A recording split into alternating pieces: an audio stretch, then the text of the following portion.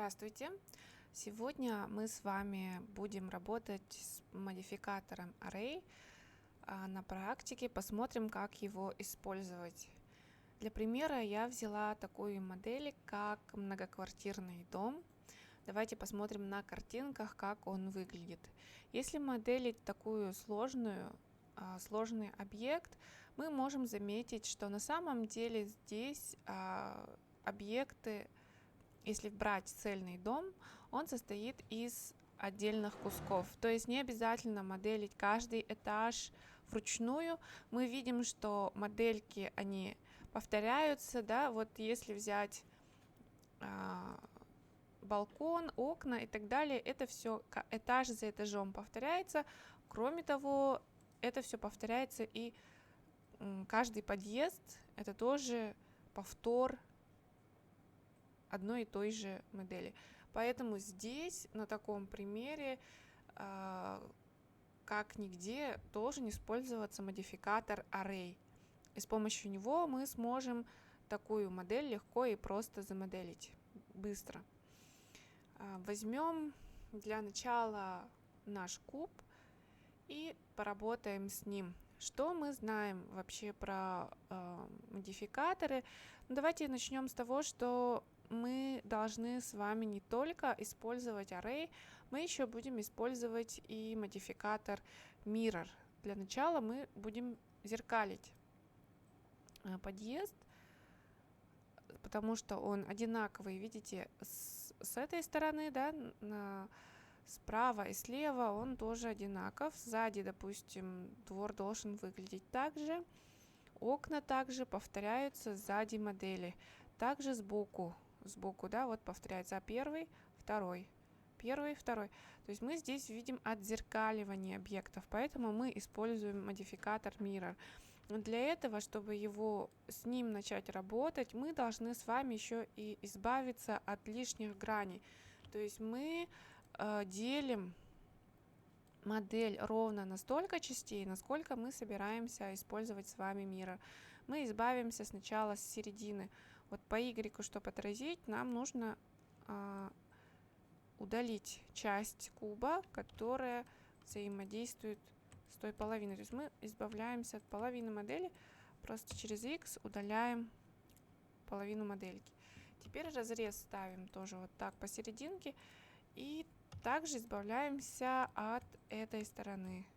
У нас, получается, остается только 1/4 часть объекта.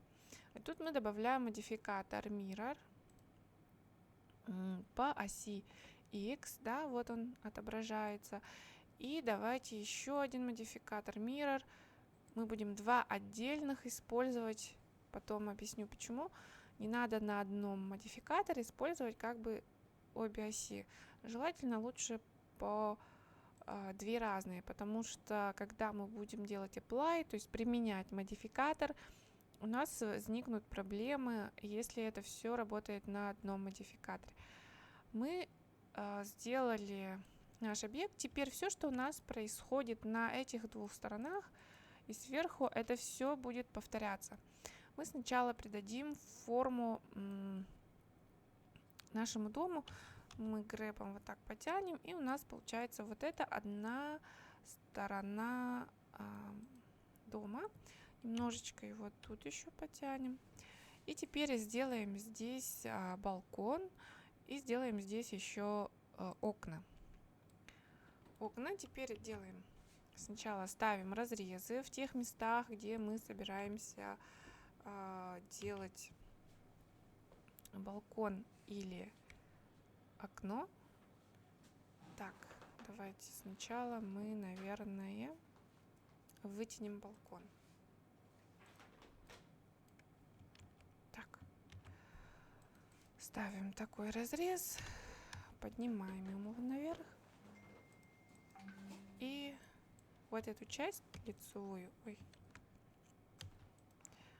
экструдом приподнимаем. Это будет наш балкон.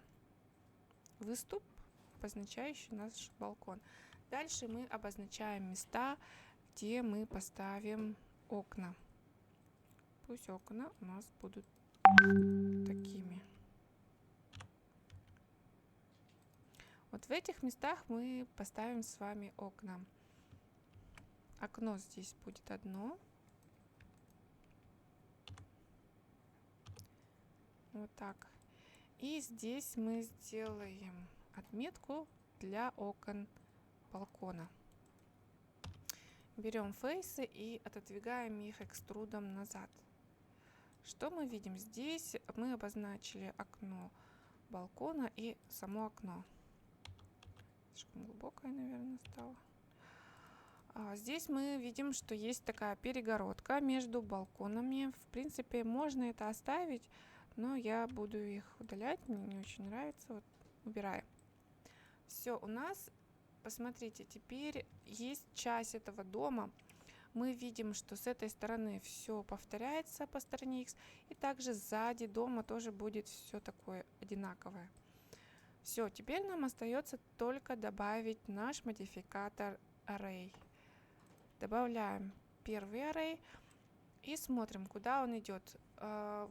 Сейчас он стоит по неправильной оси. Мы видим, что у нас сейчас активна ось X. Мы убираем здесь фактор X, делаем 0. И фактор Y мы делаем 1. Мы видим, что теперь дом расположен так, как нам нужно.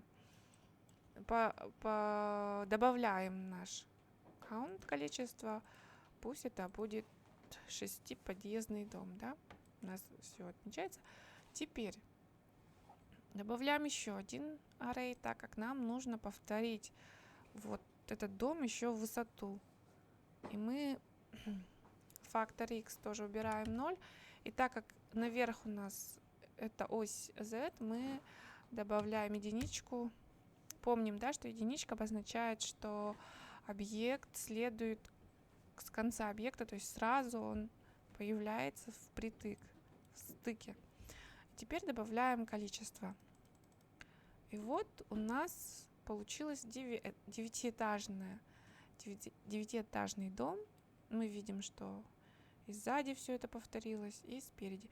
Ну, единственное, мне кажется, можно его немножко, наверное, проскейлить. Но лучше это делать следующим образом. Если я буду скейлить вот так вот, общий скейл по X делать, мы видим, что что-то творится у нас неприятное с балконом, они сильно выдвинулись.